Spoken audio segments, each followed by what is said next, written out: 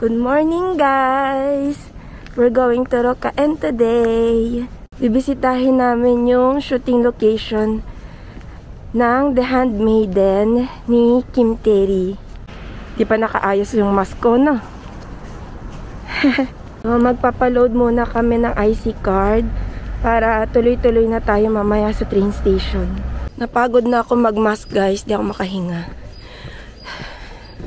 Sa sobrang lamig, umuusok na yung mga bibig namin. -2 tayo ngayon.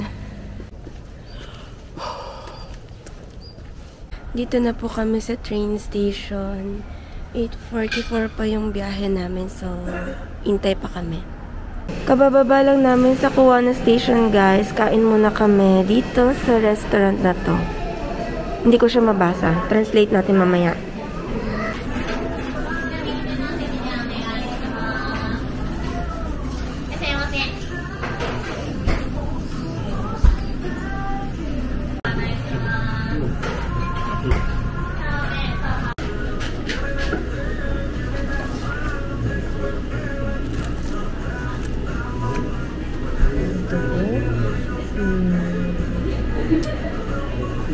Parang gusto ko na lang din ng katulad sa iyo, shrimp. Set. Ganun na lang din sa akin, please. Isya.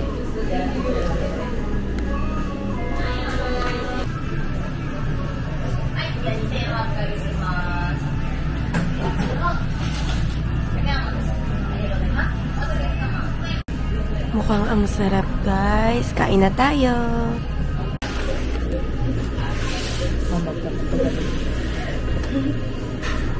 Alakimas.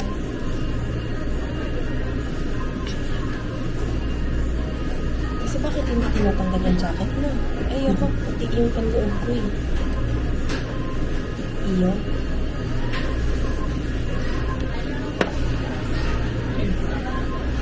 Oh, yung miso nila parang may beer. Parang may alak. Talaga na. Ang hirap naman. Dapat na ganito nga. Ayun nga no, bakit parang ibang lasa? Dahil sa seaweed? Parang beer.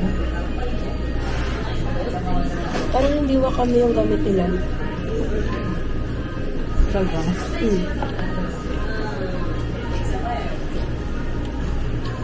Hindi nga, hindi wakame yung gamit nila. Baka dahil yun.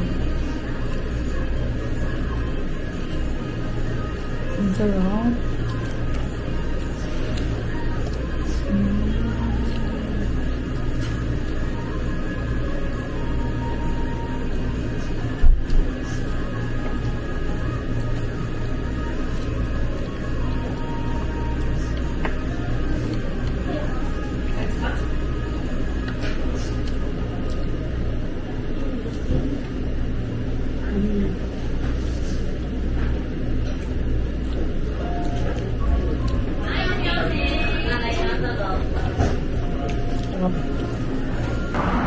So, katatapos lang namin, guys, kumain.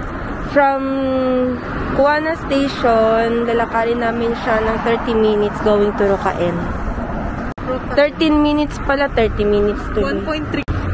Nasaan? Ayun!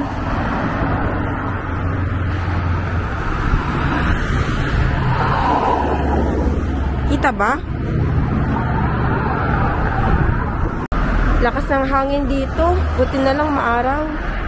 Tinitingnan tuloy ako ng bata. Sabi niya siguro, ano ba ginagawa nitong babaeng ito? Ba't salita ng salita mag-isa?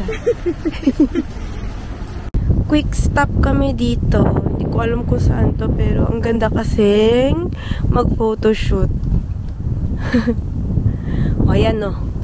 Sobrang excited niya ano? Sobrang excited niyang kumuha ng mga litrato. Tadaan! Hi! Punta na kami ng Rocaen. Andito na yata kami, guys. Woo! Excited much. Pero sarado yung gate. Joke. Ikot kami. Sana walang tao. Tapos, may katabi rin siyang cafe dito. Kung gusto niya mag-chill-chill.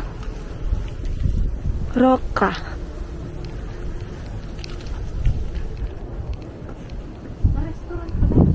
Ah, restaurant pala, hindi cafe. It's a prank! Restaurant. Wedding hotel. Dito na kami.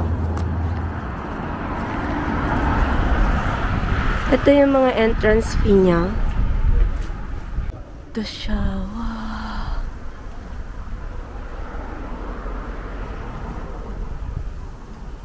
Ito siya yung parang guide map. Binigay sa amin. Tapos ito yung itsura ng ticket. For 160 yung binayaran namin. Ito na siya. Actually, hindi sila dyan nag-shoot. Yung katabi niyang bahay.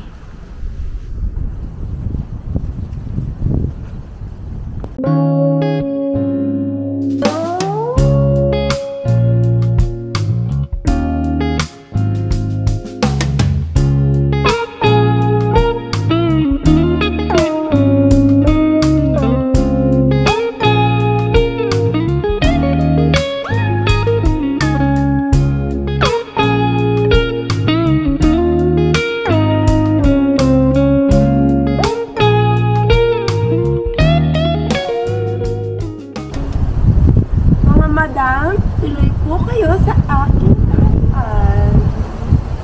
Tara, tutur ko kayo dito. Come on. Okay na? Okay. Nagsuot na po tayo ng jamba kasi hindi na kinaya ng auntie nyo yung lamig. Halika na.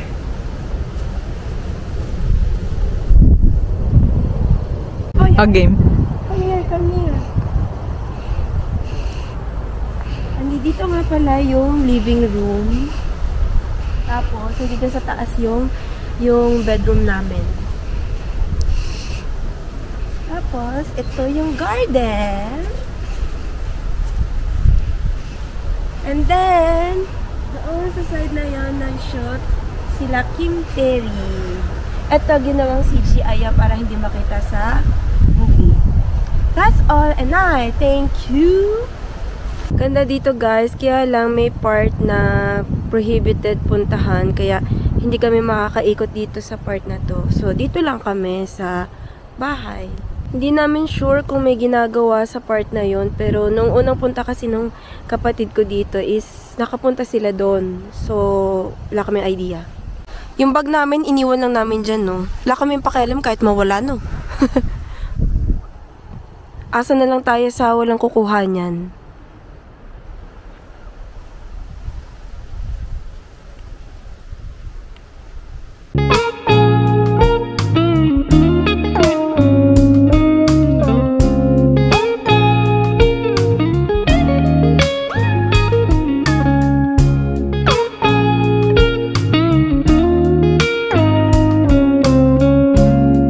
Lalakad na kami guys, pasakay ng bus.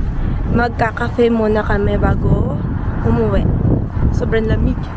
Lakas ng hangin. Dito na kami sa Talis Cafe. Niintay ko pa yung order ko. Ito yung kay Casey. Dumating na yung order ko guys. Dito na ulit kami guys sa train station. Pauwi. Kuwana station pa uwi. Ang lamig na. Sakto kararating lang ng train. Hindi na naman kailangan maghintay ng matagal.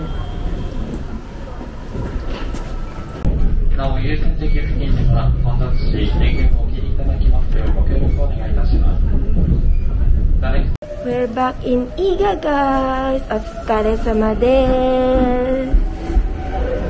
Dito na magtatapos ang aking vlog. Bye-bye!